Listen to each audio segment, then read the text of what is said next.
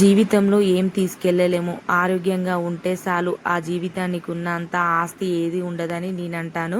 అయితే ఈ దోశ చూస్తున్నారు కదా, ఈ దోశ నార్మల్ దోశ కాదు. ఈ దోశ ఎలా చేయాలో ఈ వీడియో చూడండి, అర్థమైపోతుంది. అయితే మనము జొన్న రొట్టె చేసుకోలేక బాధపడుతూ ఉంటాము.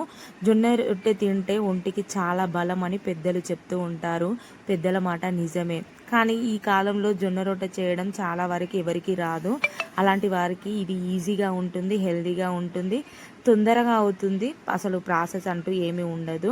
ముందు రోజు నైటు ఒక గ్లాసు పెసళ్ళు, మళ్ళీ ఒక గ్లాసు జొన్నలు తీసుకోండి. వాటిని నైట్ మొత్తం మంచిగా శుభ్రంగా కడిగి ఒక 2-3 సార్లు కడిగి నైట్ మొత్తం నానబెట్టండి. మార్నింగ్ లేవగానే వాటిలో ఉన్న వాటర్ని కొంచెం వంపేసి వాటిని మిక్సీ పట్టుకొని దోశ పిండిలాగా చేసుకోండి. అలా చేసుకున్న వాటిని దోశలు వేసుకొని తింటే చాలా మంచిది. అసలు పిల్లలు రొట్టెలు చేస్తే అస్సలు తినరు కదా, అలాంటి వాళ్ళ కోసం కూడా ఇది బాగా యూజ్ అవుతుంది. మళ్ళీ ఇందులో చేస్తే పల్లీ చట్నీని వేంపుకొని చేసుకోకూడదు. నేను అది ఎలా చేయాలో కూడా నెక్స్ట్ ప్రాసెస్లో చెప్తాను.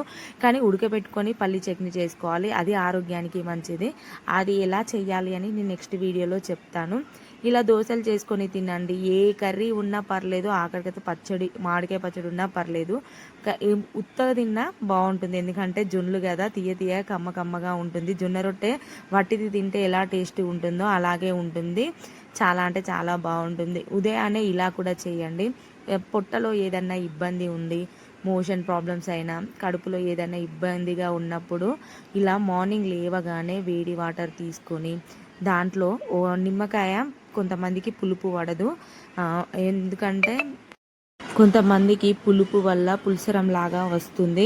అలాంటి వారు కొంచెం కొంచెం వేసుకోవడం అలవాటు చేసుకోవాలి. అంటే ఒక వక్కను వేసుకోవడమో సగమో మీకు నచ్చినట్లు వేసుకోండి. ఫస్ట్ టైం కదా, తాగడం కూడా ఇబ్బంది అనిపిస్తుంది. అలా కొంచెం కొంచెం అలవాటు చేసుకుంటూ పోవాలి. మళ్ళీ కొంచెం హనీ వేసుకోండి. బాగా హనీ వేసుకున్న కొంతమందికి దగ్గు వస్తుంది.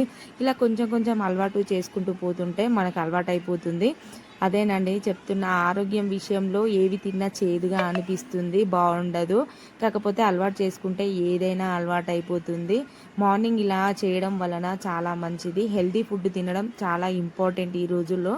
నేను చెప్తున్న మాట ముఖ్యంగా జొన్న దోశ, అంటే జొన్నలను పెసర్లు మిక్సీ చేసుకొని, పెసర్ దోశ కూడా రెగ్యులర్గా తినడం చాలా మంచిది. బియ్యం వేసి మినప్పప్పు వేసి చేసిన దోశ తినకండి, మినప్పట్టు వేసి.